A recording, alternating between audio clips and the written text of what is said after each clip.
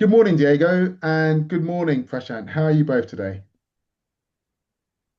Hi, John. Hi, Prashant. It's a pleasure to be here today. Good morning, Diego. Good morning, John. Thank you for inviting me to this call. Amazing. Well, I'm absolutely Sorry. excited on this session looking at inspiring the next generation of technology leaders. This theme, or our discussion theme, is based on global journeys, data-driven futures, inspiring tomorrow's tech leaders. Now, you both have distinguished backgrounds, and it'll be great just to learn a bit more about your backgrounds. And in the first instance, please could I hand over to you, Prashant, to further introduce yourself to our audience, please? Yeah, sure. Um, so my name is Prashant Singh, and I'm currently leading the application development and support area within IT. Um, and I started my career around 15 years back, where I worked for a higher ed, um, organization that was more into the retail business. But I always wanted to go into the financial sector, and that's where I made my first move and joined a software service company back in India.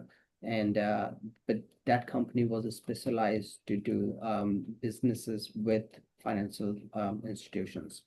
So I joined, and where I turned my curiosity about financial industry into my career path. Um, so fast forward, there has been um, you know, multiple movements in my careers. Moved from India to US, started leading a team for within the data warehouse sector, and then moved ahead up in the ladder where I started leading more cross-functional team, which includes QA, software developers, business analysts, and the project managers. That's where I am. Amazing, amazing, fantastic to hear, and congratulations on your career journey so far. Let me hand over to you, please, Diego. No problem. Yeah, so first of all, thanks, John and IT Labs for featuring me in this speaker series. It's nice to meet you, Prashant. And I guess I see the reason, John, why you want to put Prashant and I together in this panel. I think is because we share somewhat similar career paths, right? I'm from Brazil. I'm a computer science major in my undergrad and started my career with Citi in Brazil in a tech capacity, right? I kind of leverage my background in computer science to first work as a DBA, as used to be called at the time, a database administrator. And this role kind of morphed into a more data engineering, data governance, and eventually I kind of switched to our retail bank in Brazil to be part of what at the time was called the decision management team, which was kind of the very early attempts of doing data science, leveraging the multitude of data sources, data platforms we had across not only Brazil but also the Latin America region. Right after that, I decided to move abroad to Spain to do a full-time MBA, and via this MBA, I transitioned also into finance as a function, where when I joined American Express after my 2-year MBA program as part of their rotational program with the finance function when I moved to London and spent the first 1 year and a half supporting the consumer business for the credit cards division in the EMEA region, the FP&A, financial plan analysis, traditional type of role, and then moved to American Express's headquarters in New York to then join the controllership and then finally the treasury organization. And that's kind of what I've been doing since. After finishing this rotational program with American Express, I spent another 4 years and a half, 4 years and a half with American Express across a multitude of roles within Treasury. But throughout my whole journey with American Express, I was really kind of leveraging my more data analytics type of background to, enable the different finance functions that I was part of leveraging the data that they have access to, generate better insights, right? And leveraging this background, they then rejoined Citi 4 years ago to take on this role, which I'm currently leading, which is the data analytics team supporting our balance sheet management organization. Balance sheet management being this function that sits within Treasury, but it's part of the broader CF organization, where, as the name says, we manage our $2.6 trillion balance sheet from the perspective of our internal own liquidity management, ensuring that we have cash in hand to meet all the obligations across different currencies of the 90 plus markets that we operate, capital management, ensuring that we're deploying capital, which is arguably our most scarce financial resource, towards the operations that, better utilize this very limited capital we have to hold. And last but not least, interest rate risk management, right? Ensuring that we have the right exposures, that we are managing our balance sheet in a prudent way to try avoiding being, bankrupt, and to ensure the safety and soundness of our balance sheet and therefore of our organizations. As you guys could imagine, it's a very data-driven function. We have more than 200 quants, data analysts, data scientists, leveraging a multitude of internal as well as external data sources to do a lot of data-driven analysis. And I'm responsible for some of the analytics, and more especially the data and the capabilities around the data to enable this team of very data-driven individuals to do this thing. So yeah, be happy to talk a little bit more about what I'm up to more recently, about my career progression. And yeah, I'm sure I'm also going to have a lot to learn from Prashant, given we've been following apparently very similar career paths. Brilliant. Well, congratulations to you on your progression so far. Absolutely fantastic to learn a bit about your background, and yeah, very eager to delve into the questions and to learn more about your journeys. So to begin with, both of you began your journeys in Brazil and in India before taking leadership roles in New York. What were the pivotal decisions or opportunities that shaped your path into technology and financial services? And if I can start with Prashant, please. Sure. Yeah. So John, no, since I was a kid, I was really fascinated about technology. And one of the reason why, because you could say I did not have access to the tech. So that's why it was fascinating. But even now, because most of the technologies that we have a hands-on available at our fingertips, still it is fascinating to know how it is happening. Like thinking about clicking a button on internet and getting the data, that was fascinating back then. Like you're just clicking on one of the link and it's giving you all the information. How is it happening? How is it coming live? Those were the fascinating details which I was going for.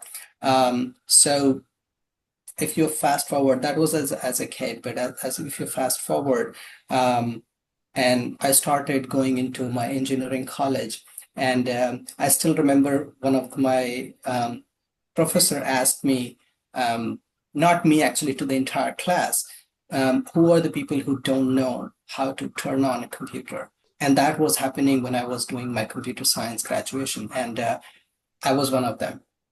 Only a few people were there like me, and maybe one more person, but I was one of them. I didn't know how to switch on a computer or switch off it. But the fascination was always there, how it is working, that part. And it keeps driving me even today, how things are working. That's the tech part. Now, the financial services was more a personal decision, I could say, because I always wanted to understand how the money movement works, and how it is driving a different small businesses or small banks, bigger banks, the trade finance, how things are working. These are something more a personal touch to it, and that's where I wanted to move to finance. So I wanted to combine both of my fascination into one thing, and luckily that I got to a position where I could leverage both of my my skills and my hobbies, you could say, into one job role. So it's fascinating. New York happened more. unintentional. So I was not really thinking about New York, but I was really open to move anywhere, wherever there is a work and wherever I can get something where I can showcase my potential. So my previous employer, they gave me an option to move to New York to work for one of the biggest capital markets in the world. And I was like, okay, I'm going to grab this opportunity and move to New York. And the progression just happened because I was probably good. I mean, my managers would say that if I'm good, I was good, but definitely the progression happened with that. Like, I think I was promoted every 2 years or 3 years in my profession, and that's where I landed up in this leadership role. Amazing, amazing. Once again, congratulations. I think Thank it's the curiosity, especially when you're, when you are sort of in your university phase and just, decided to grab the bull by the horns, as they say, and really you. go for it to learn more about the technology and the services, financial services sector. So well done to you. And let me hand over to you then, please, Diego. Yeah, no, I think for me, John was a combination of luck and drive, right? Luck, I think, for being lucky enough to grow in a household where both my parents come from technology. Both my parents went to a computer science school. They both work in a financial institution. My parent, more specifically, he used to lead, a community bank technology department in a small bank in Florianopolis, my hometown, a countryside of Brazil, not a very big city.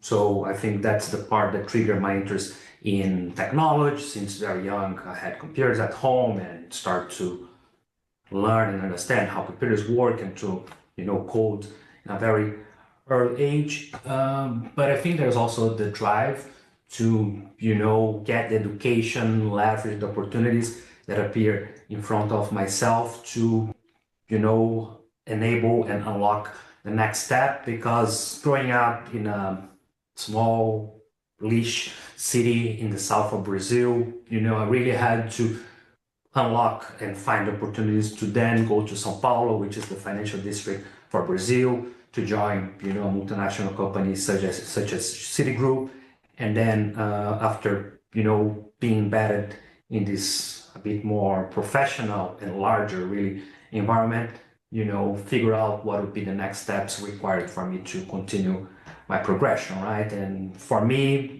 the answer at the time, and I acknowledge is not the right decision for everyone, but for me was to resign from my role in Brazil, although I was doing very well and really enjoyed this more tech role that I used to have. But for me, the stepping stone was to, really take the risk and take the leap and go abroad, not work for a couple of years, just take a full-time MBA degree, and with that unlock some, I guess, career opportunities outside of Brazil, right? And I guess, again, luckily enough, I was able to get those opportunities, join American Express, which is another very nice and reputable financial institution. And via American Express, I was able to first go to London, be part of this EMEA FP&A team, supporting the whole EMEA region, based in the EMEA headquarters in London. And then via this rotational program that I was part of, moved to New York, to American Express's global headquarters, and then from there continue to develop my career and, get exposure to different functions and aspects of finance. But again, always leveraging this tech slash data background, which I find is really core to who I am and really sort of the sweet spot of, my skills, my expertise, my experience.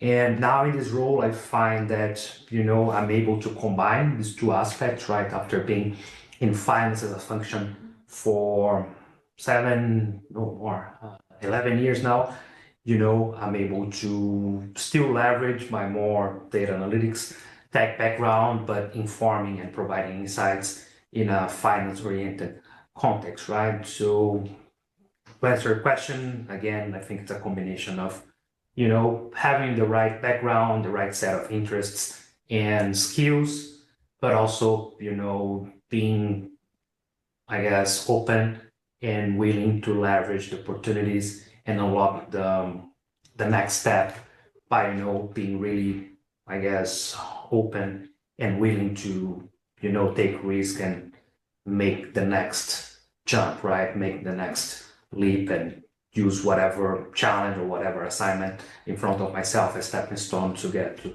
the next level. Brilliant. Mhm. Great to hear. Great to hear. Absolutely. Do you know, so the next question, if you don't mind, is I'm going to follow up with, I think you both touched upon this previously, but Prashant, you've mentioned and emphasized the importance of mastering the basics before chasing the shiny tech. How can young professionals balance deep technical skills with curiosity for emerging technologies? And if you can please begin. Yeah, sure. Thank you. I mean, that's a very good point, very good question. So, you know, as tech is kind of ever evolving world. It's the things are coming in and it's becoming overnight sensation. Like ChatGPT came in 2021, 2021, and then it became overnight sensation. In a month, it has millions of users.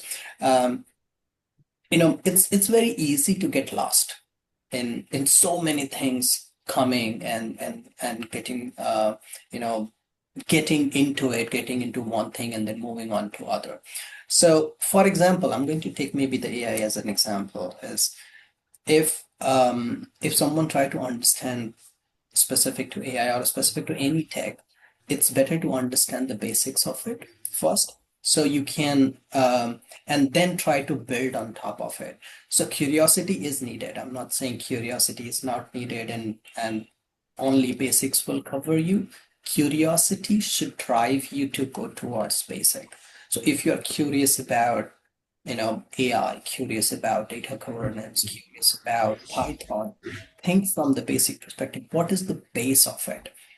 If any young professional is understanding or trying to focus on the basics, it is much easier to understand the new tech or the shiny tech. So basics always comes first. Trying to understand what is servers. If someone trying to understand or host a software system, first thing is understand what is the server, what is client. These kind of very pretty basic stuff is always going to help you better understand the shiny part.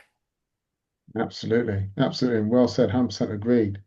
And if I can hand over to you, Diego, please, if you could add. Yeah, I think I would second the point Prashant make about curiosity, right? I think it's table stakes, and especially these days with the wealth of data, information, sources, we have to learn about pretty much everything. It's very easy, to be always cutting corners and leveraging the generative AI technologies to get very easily to the question or I should say to the answer that you're looking for, and sometimes neglect the learning process, which is key for you to build the foundational skills that really gonna allow you to, in a consistent and kind of steady way, build on top of those foundational skills the kind of more specialized or niche type of knowledge that gonna allow folks to distinguish themselves in the future as SMEs in whatever field that they are pursuing. So I would really encourage young folks to not really question why they are let's say in their undergrad courses, if it's a computer science undergrad, which is kind of the one I took. So that's why I'm using that as an example, right?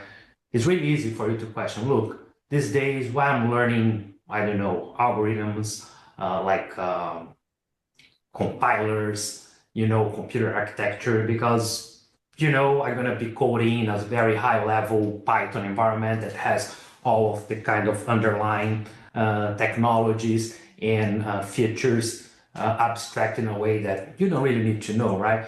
But going through this process of, really understanding, I guess, from scratch, the basics to the foundational pieces of a computer architecture all the way to the more modern features. I think that's really how you get to learn, and you're really able to then in the future make the connections, make the associations between concepts in a way that's going to allow you to build, in my view, sustainable and robust career by not neglecting the fundamentals, right? Not neglecting or not cutting corners in whatever learning process that young individuals are going through, right? So that goes even for early career individuals, right? Sometimes when you are a junior analyst, you don't really understand why you're assigned to do Q&A or do, I don't know, documentation around a project that you've been involved in, right? But all those things are part of a learning process, right? All those things, in my view, gonna kind of add up and allow you to become a more well-rounded professional in the future, right? So this is to say that sometimes, even though might be arguably why you're doing something or why you're learning some other thing, maybe take the time to try and learn those things and do the best as you can in those tasks, because you're probably only going to see the benefit of being very thorough and diligent on doing these things in the future. So I don't know how helpful that is, but that's my 2 cents answering this question. Yeah, absolutely. It's on point. Absolutely on point. And I think, which is sort of my next question in terms of making sure that you've lined your ducks all lined up, if I can say that, and to my point in terms of my third question, which is AI models are only as good as the data they are trained on. How should future leaders think about data governance and trust as foundation for successful AI initiatives? And you've touched upon that, both of you, on your previous sort of answers and discussions. But yeah, let me begin with you, Diego, on that, please. Yeah, no, thanks for the question, John. It's something that we spend a lot of time thinking about here, not only here, but also in this set of events, conference that I joined, talking with like-minded individuals about how they are managing their whole journey towards a more AI-oriented type of environment, right? And from my perspective, of course, I really think that the key or the avenue for you to get to this maturity level where AI is really embedded on the decision making, and you have good data across the organization in a way that can rely on the data to enable the more AI ML type of use cases, is really by having a data-centric, a data-driven, data-oriented type of culture, right? And that starts with data literacy, ensuring that even across the most junior levels in the organization, they have access to the tools and to the education that they need to learn about the data. That goes to data awareness, ensuring that you have a very well documented, publicly available data catalog, kind of making very easy for everyone to understand the data that is available, how this data is defined, and the different concepts, the business concepts really underlying this data environment. And very important, as important as the data culture and the data awareness, I think, is the data management, right? Ensuring that you have a very robust process as new data products are created, as new use cases leveraging this data are established, because otherwise you're gonna get to this stage that you just have data being created, data coming in, and repeated data, duplicated data, inconsistent data from across different data sources, data platforms, and in a way that leaders are not confident that the data they have is good. And as you alluded in your question, John, AI, as any model, really is garbage in, garbage out, right? If the data that is feeding into these models is not good, the outcome by definition is not going to be right. But in the specific case of AI, it's even more difficult, because given the generative nature of AI and the black box nature of a lot of those models, it's difficult for you to identify really in which part of the model logic or which data elements are kind of yielding that faulty output coming out of this model, right? While in traditional models, you have things such as feature explainability that allows you to understand exactly which features are contributing to whatever outcome. In AI, it's not as easy, right? So that makes for even stronger case for, more governance, more controls, more kind of oversight and observability, I think is the word, around your data pipelines and your data lineage. So I think that really comes to these three things again, right? Data culture, data literacy, well, four things I should say, data awareness and data management. Brilliant. Excellent. And over to you, please, Prashant. Yeah, I think Diego explained it really well. I'll just add, maybe we'll explain a bit what data governance is, and we'll try to make it with an analogy. So let's say, if you go to a bookstore and you're finding a pile of books, just stacked on one on top of the other, and you have to find, let's say, a Dan Brown novel. You'll be really pissed, and it's like, what kind of store is this? They're not even having the data stored in like fictional, non-fictional, science, maths, like how you go to a store and you find a different kind of tagging, different rows for one kind of book, and then other rows for another kind of book, kind of thing. This is what the data governance is looking like. So you are organizing your data and giving them and bucketing them into a meaningful folder or structures.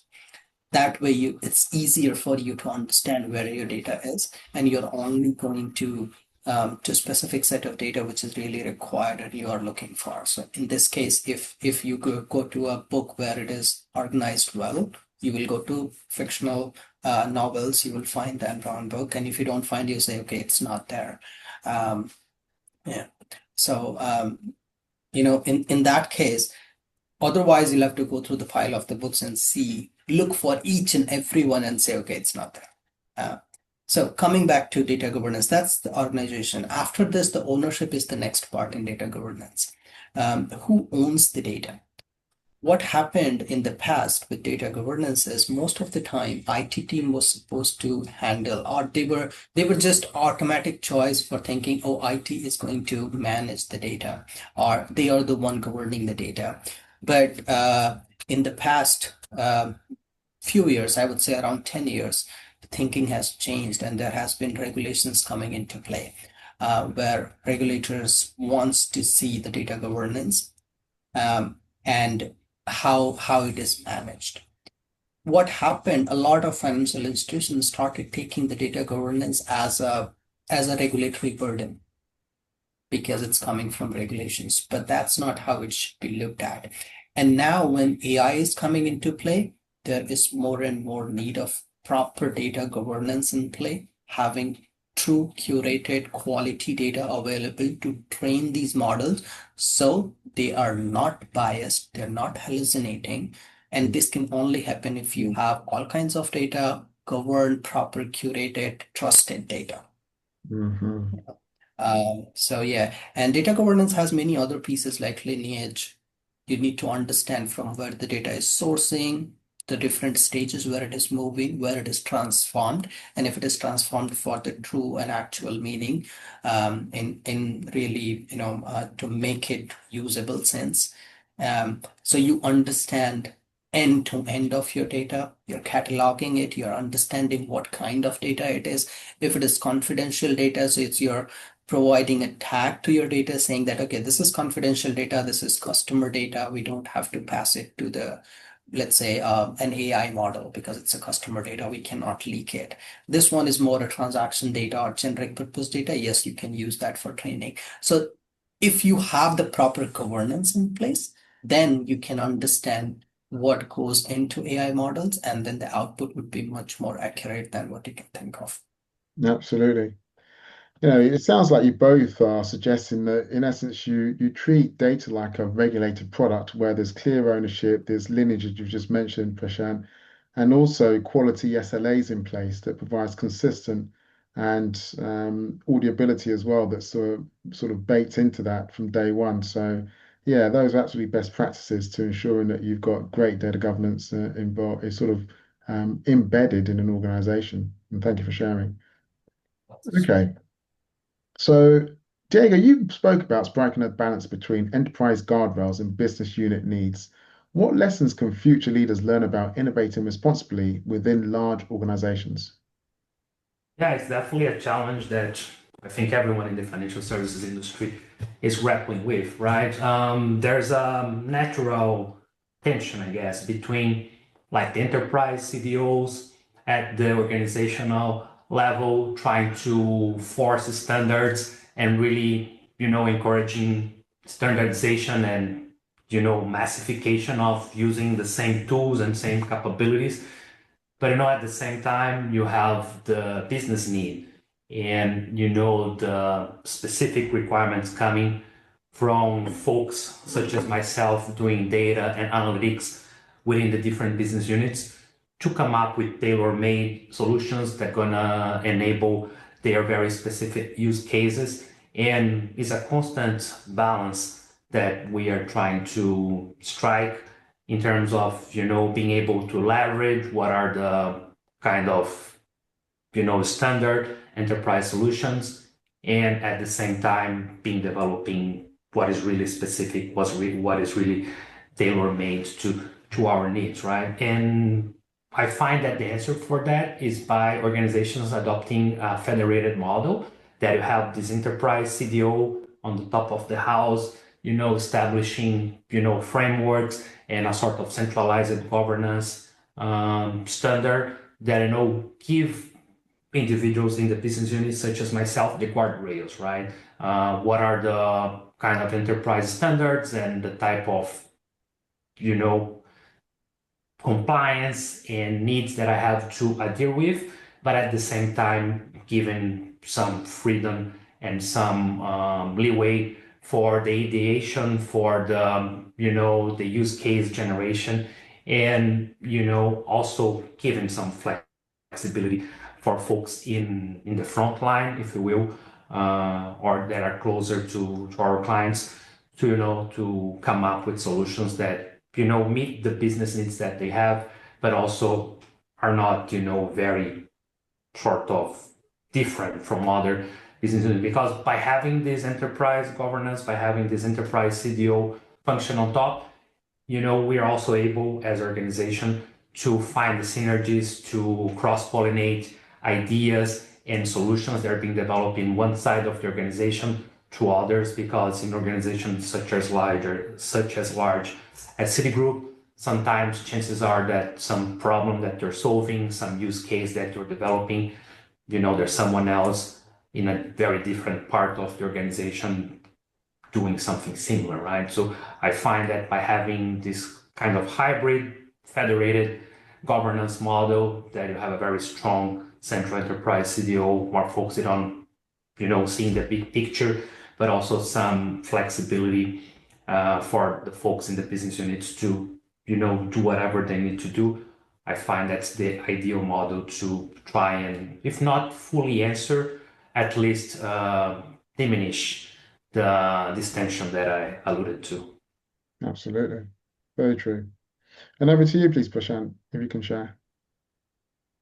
Yeah, see, guardrails are really important. I mean, there is always a business need. Some of the business units will need to resolve one of their issues, or try to solve some of the problems that they have, and there is always going to be business needs.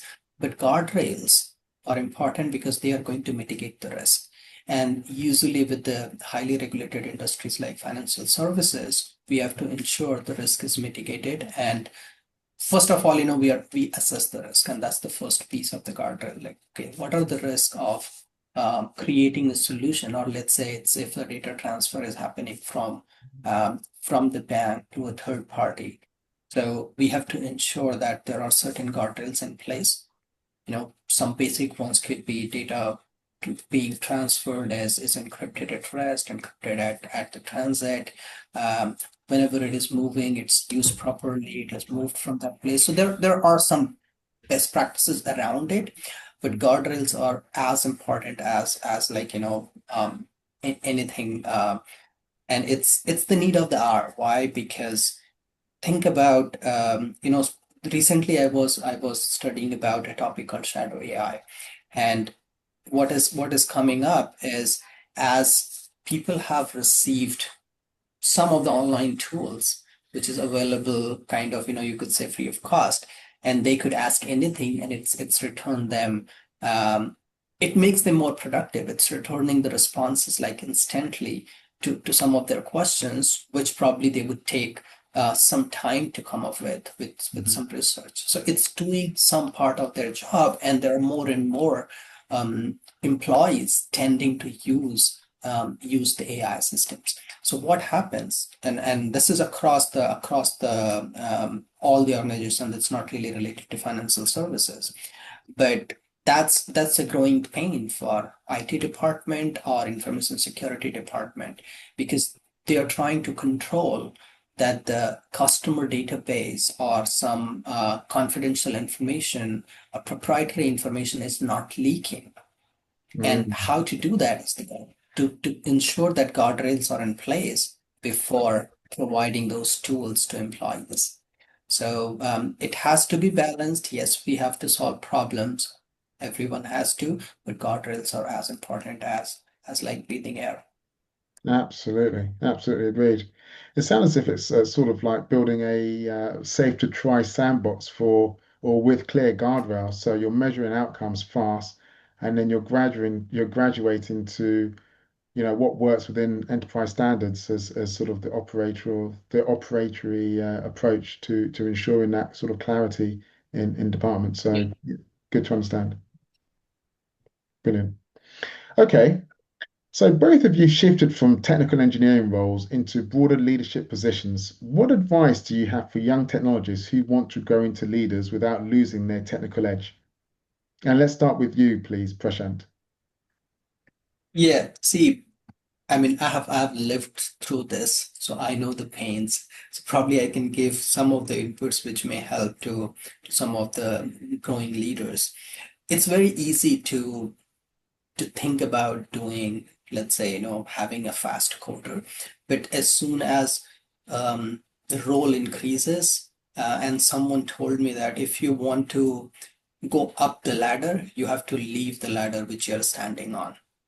So you have to leave that step if you want to go up to the step and to one step. So I think the role changes significantly, where you are more like as a leader, you more become enabler rather than doing it yourself. So it's more trying to think more strategic. So you don't have to leave the technical edge. It's more like redefining what the technical edge means. Hmm. Earlier, it could have been a technical edge means knowing how to code, knowing that you are able to finish end-to-end the coding part. But as soon as you become leader, your technical edge is more understanding that tech, and ensuring if it is fitting the strategic need for the organization or not. So that's how it's more like redefining the technical edge. And then of course there are, if let's say if a young leader who has transitioned from tech part to leadership role and still spending a lot of time into coding or trying to do himself or herself, probably they're lacking a delegation part, because delegation becomes one of the most important topic. As soon as you become leader, you have to delegate, you have to empower your team to do it, guide them, provide them the strategies, give them the overview what you're trying to do, more like from vision perspective, give them the vision and the ideas how to do it.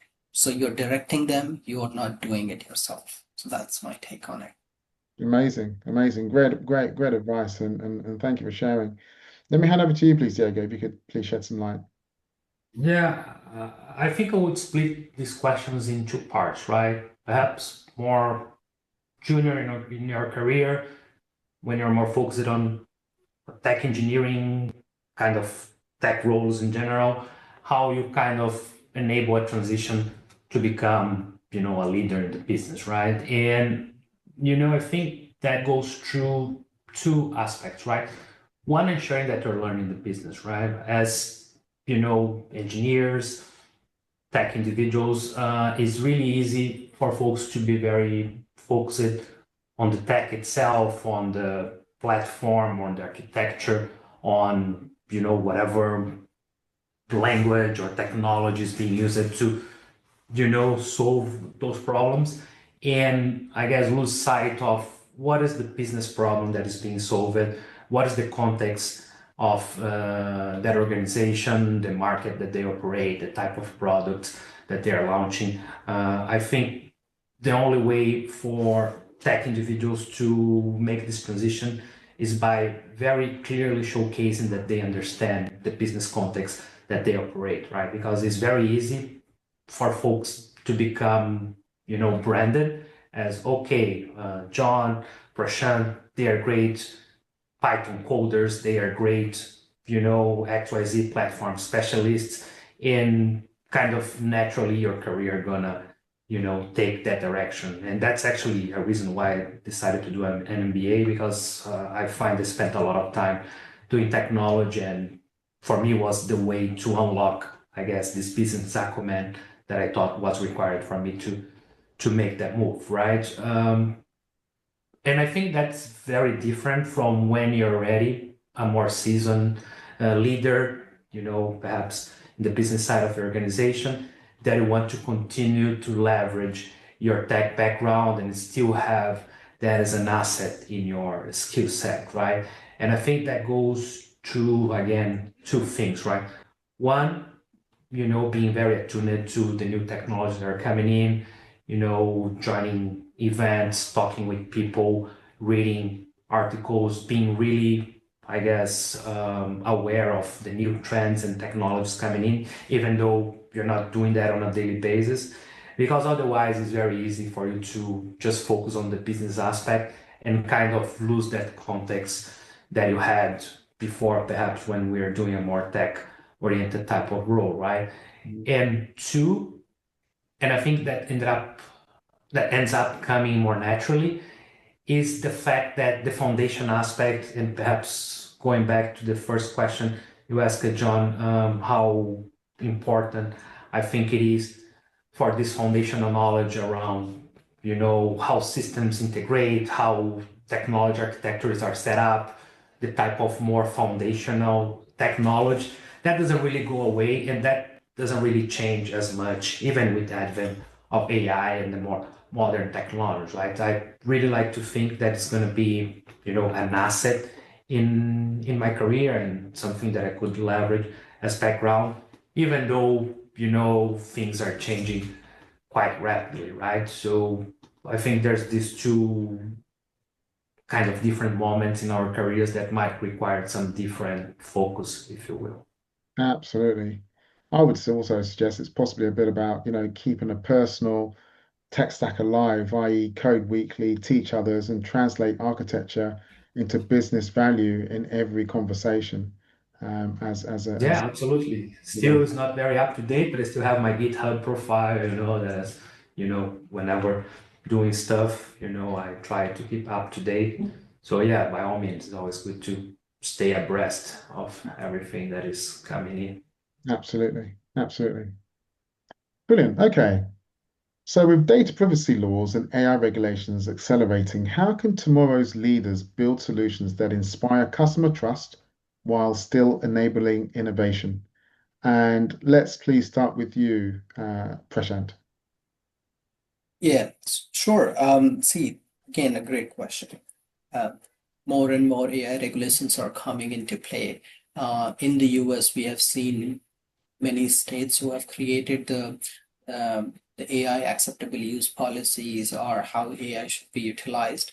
And data privacy is not new to the financial institutions. It's something that has always been taken into account. GDPR in the Europe or California data privacy laws are already there. It's just that the magnitude of it has increased multifolds with AI coming into play. So it has taken more, people are taking it more seriously. Institutions are thinking about it. And that's why you could see the adoption of AI within financial institutions are even though, they are at the higher end, but there is a cautious approach. The cautious approach is because of these regulations. The explainability has to come into the AI solutions. And people are trying to figure it out. How can we create a solution where we can explain the outcome? And other way that innovators or innovation is handling is to having a human in the loop, which is a very common term these days. So ensuring that a decision-making AI is always decision is reviewed for the explainability, for the fair uses, and it's reviewed, and then only it gets approved or something like that. So I think this is a good thing, what is happening in AI regulations. We definitely need that because the capabilities of AI is tremendous. Even with the deep fakes coming in, if someone get a hold of your like few seconds of your voice clip, they can create or imitate that using AI, and that can be used for fraud detection. So these regulations are really a good thing that is coming in. It's just that we are going to get more accustomed to it and create solution which can take that into account, and create a solution where the data privacy is really the prime thing, and we have to implement it accordingly. Amazing. Absolutely. And what about you, Diego? What can you please share?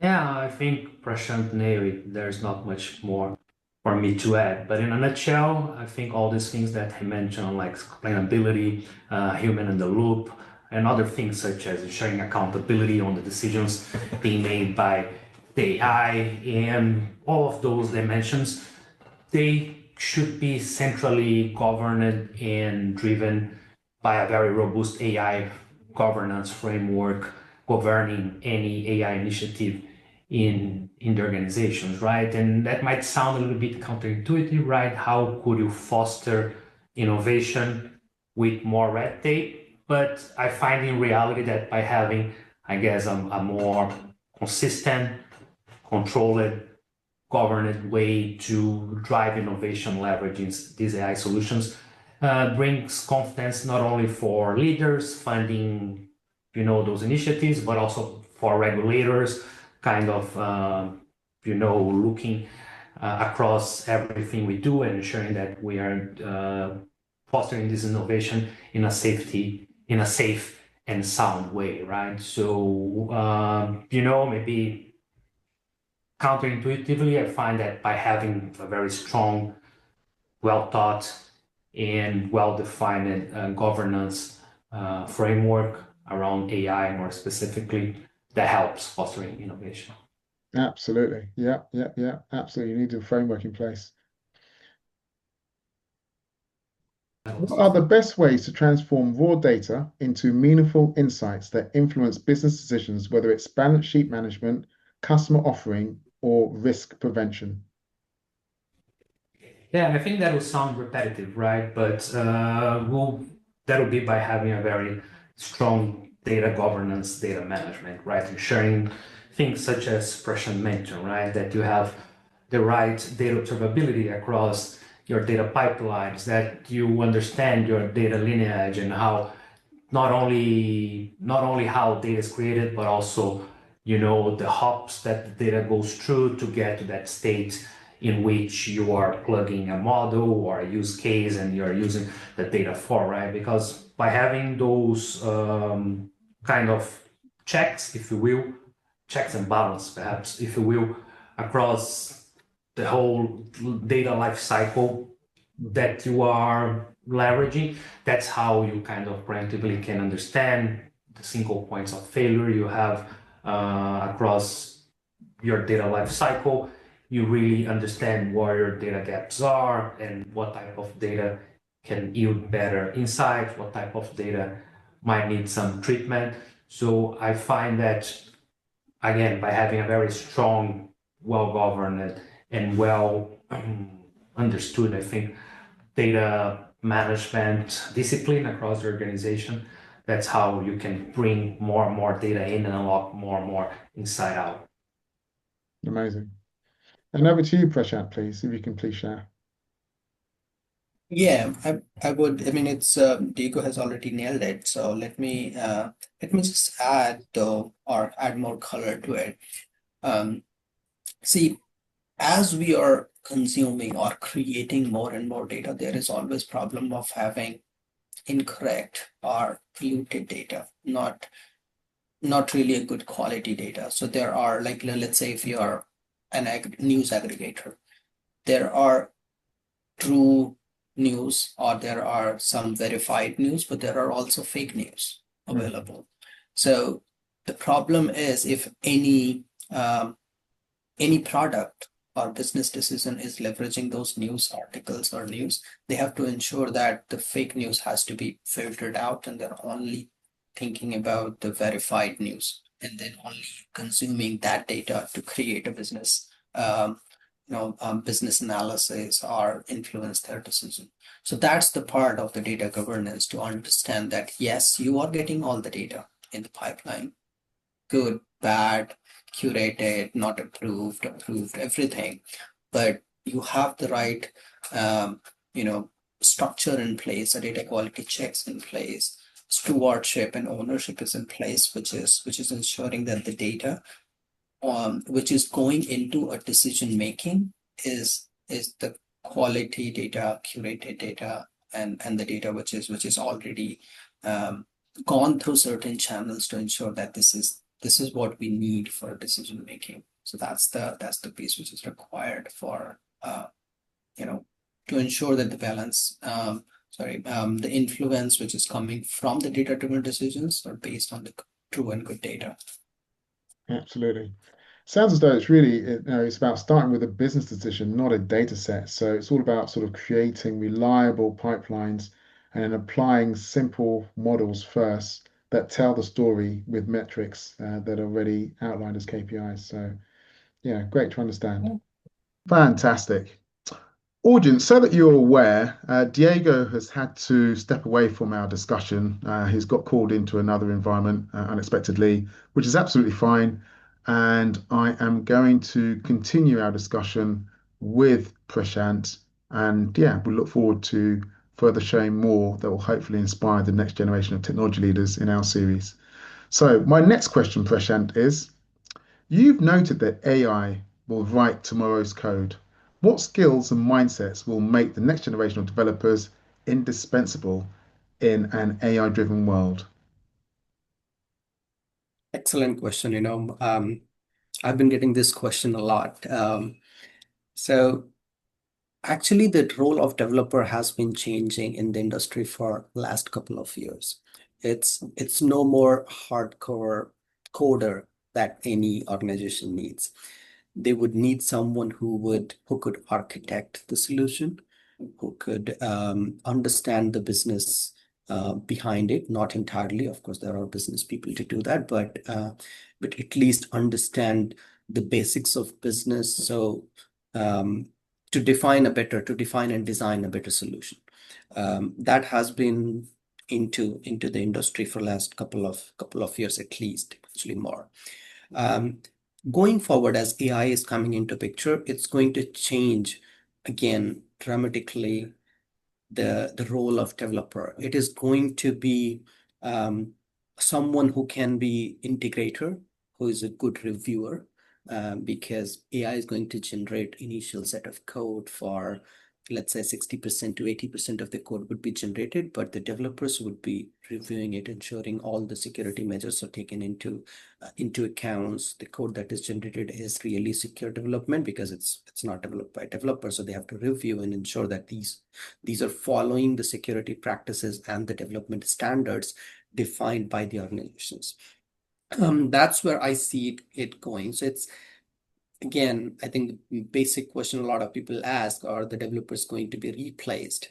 I would say they are going to be replaced who understand how to augment or deal with these AI tools and can review better those AI codes that is coming out of those tools. So Yeah, they yeah, need to, I mean, for the developer, I would suggest that they need to understand how to deal with these systems, how to get the outputs, and how to make it a working solution. yeah, no, absolutely, absolutely agreed. I think when you pair AI, whether it be with whether it be developers, they become that sort of force multiplier, if I can say that. And what I mean by that is they excel at problems framing, architecture, debugging, security, and really just communicating trade-offs. So yeah, it's definitely an enhancement to their role by them having access to that. Great, Yeah. brilliant. So as leaders who have built careers across continents, what cultural or Mhm. global perspective have helped you succeed, and what advice would you give to the young professionals seeking international opportunities? Excellent question. Very timely one, though. Yeah. See, first thing which I would suggest young professional to be self-aware. When I say self-aware, it's more about understanding how are we communicating, and for that person, that how do you communicate, what's your about your culture. So if you're aware about yourself, that okay, this is how I communicate, this is how I make decisions, this is when I you know this is how I deal with different kind of people or diverse people. That would make you make better decisions or do something better when it comes to really diverse culture. Next piece to it would be um, you know ensuring that you have uh, a zeal to understand the other cultures, which is really amazing, because if you're trying to go and try to settle somewhere else, international opportunities, you need to understand the culture where you are trying to move to, and adapt to it, or so do something where you're like, it's diverse, but you are embracing it. You're trying to understand the next part, trying to be part of those that culture, try to understand that culture. Other piece which I can think about is see, true diversity, when it comes to that, it's understanding each different cultures, try to learn about, see, in one, especially in the office organizations, what happens is there are so diverse people, so many people coming from different countries, coming from different part of the world, but they're all living together and trying to work through one goal which organization has. So organization is trying to grow, organization is trying to do, let's say, financial services. Everyone is trying to do the same stuff, but work is one thing. Understanding the culture, that's where you can communicate, you can connect with people. Now, I would just say that, understand your own culture, make self-awareness, and adapt and accept the other cultures and learn about it. So learning is really the key. Yeah, learning is absolutely the key, and I think also what you're suggesting is that individuals can potentially lead with curiosity and humility, so it enables them to adapt to local norms in terms of understanding the culture. They're able to build that diverse network, of whether it be peers that they can converse with, and potentially then there's another piece in terms of targeting those, whether it be roles that solve cross-border problems. So, and I know in this current climate, there is current activity there that is a bit challenging. So, yeah, absolutely agreed with what you've shared. Yeah. Fantastic. Now, my final question, Prashant, is looking ahead 10 years, what excites you most about the intersection of AI, data, and financial services? And what is one message you would leave with the next generation of technology leaders? Oh, wow. Pretty big question, an important one, right? Yeah, So, absolutely. um, so first of all, I think predicting next 10 years, we can try, but and we can try to go as close as possible, but it's not really possible to predict exactly what is going to happen in next 10 years. Mm, AI is moving really at a great speed. mhm, Um, we are every week you are receiving at least 2 to 3 news coming from the AI world, which is groundbreaking. Um, and and if you're just like 2 weeks, let's say, out of the touch, you're already having stale information, or you're missing out some of the bigger announcement coming from multiple bigger organizations who are leading the R&D department of AI. Um, what I think will really gain more and more work in the next 10 years is the governance around AI. So yes, AI is growing. That's one area. But there are only few companies or few people who are really thinking about how to govern this AI, how to ensure that AI is explainable. AI is not breaching the privacy policies or following the privacy laws that is around. There are states which are creating the policies or fair use policies for AI, that what AI should be doing, what AI shouldn't be doing. And it's the responsibility of organizations who are building AI solutions to incorporate those regulations and the laws into AI solutions. So it's not really breaching any of those confidentialities laws or privacy laws, and they're really following it. And the output that's coming out of AI should be explainable. I mean, that's one thing. One company which is really after it is Anthropic. So we do talk about ChatGPT a lot. We talk about Gemini; those are the leaders. But Anthropic is is one company, in my personal opinion, is who's really behind trying to resolve or solve the problem, like how to explain this solution, which is coming out of. So and they are doing R&D. So I'm really hopeful for that they'll do they'll get to it. And as we are progressing in last couple of years, actually AI has become more explainable. So that's one thing which I think is going to grow in the next couple of years. The governance which I touched earlier is organizations have to implement governance around AI. So if there are, let's say, 10 to 50 AI solutions in place, we need to understand what input is coming into, what output is going from there, what decisions are made, are those correct decisions. So it's more like reviewing, ensuring that we are governing activities around AIs. And it's about following all the regulations, the laws, the privacy laws, that it's not breaching those contracts. So how to do that? Definitely it's not a manual task. So something that has to come, a governance structure that has to come into play. There are a few tools in the market which are kind of trying to resolve and solve this problem of AI. Then we'll get there. I think it's really a moving area for AI governance. Data governance has been in place already for last 10 years or even more, and it's also growing. Now all the data governance tools are becoming data and AI governance tools, and so they are the companies who are into governance industry is adopting AI that needs to be governed as well.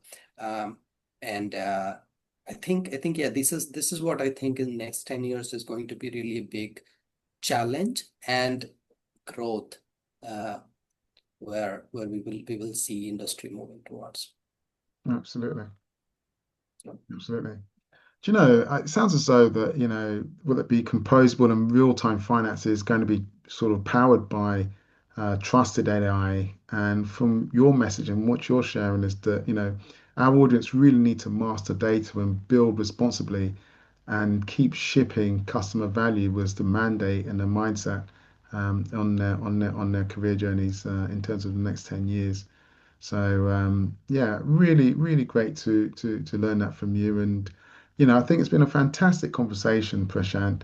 The next generation of technology leaders wins by grounding in fundamentals, as you explained, whether it be governing data like an asset and really innovating with clear guardrails. And thank you and Diego for all the insights that you shared, especially with your sort of introduction to the US and how you came into the US as well. So, with that said, please can you further close out our discussion and just leave our audience with the final words, please? Yeah, sure. First of all, thank you so much for having on this uh, great web podcast that you have. It's really great for young generation to follow and actually learn from the people who are already in the just in the industry and have gone through those challenges or those you know yeah those steps they have already gone through. So it's really great. I think I would say platform for them to just learn what others mistakes that others have made and not do those mistakes and not repeat those mistakes. Um, for young generations and whoever is trying to come into this area, this arena, I will just suggest say keep it simple, keep learning the basics. I said this earlier, the basics are really important because basics are something that is building your foundation. And once you have the foundation, you can build a strong castle on it. So no, basics are important. Whatever it is, try to understand the smallest questions, more minute questions, minute details. That's what is going to help you understand or answer the bigger question, and that's what has helped me. Whenever something comes up, it's really mm, understand even a smallest meaning. A lot of time we do take some keywords and think about, oh, this is what my understanding about it, but we are making a lot of assumptions there. uh, mm, let's not make assumptions. Try to understand what it is. And because every time you try to learn even a small question like, oh, what is data? Like we talked entire this podcast was about data, AI, and all these stuff. But what is data? I mean, can you question what is AI? So um, that's a big question That because is a big question. each organization have their own definition of AI.